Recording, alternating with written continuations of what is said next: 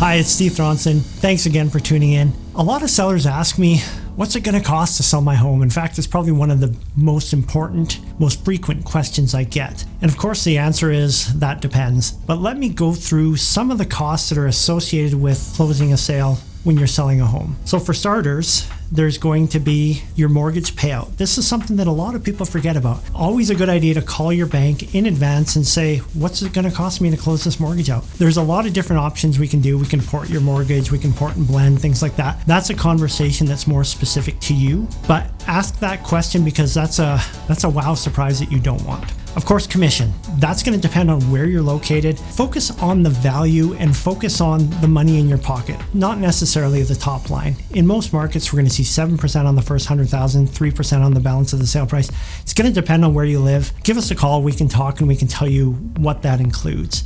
Other costs that you're going to want to consider are a real property report. So if you're selling a detached home or even some townhomes and attached homes, you're going to have a real property report, and that's like a survey, and that's going to typically cost you about $800. Depends on where you live, depends on what your property is. Of course, ask us, we'll tell you if you need it or not. Check your legal file, you'll know it when you see it. Great big legal doc, important legal doc, so guard it with your life when you do find it.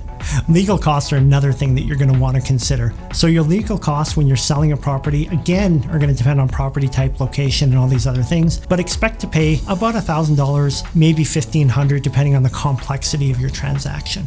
If you're selling a condo, typically you would need to provide condo or strata docs if you're in BC. So what that's going to cost will vary depending on who your management company is, but anticipate $300 to $400. That's typically what we see.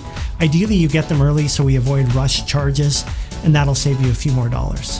That's a quick summary of what it's going to cost you to sell your house. Give us a call anytime and we'll be happy to go through your specific case and tell you exactly what you're looking at.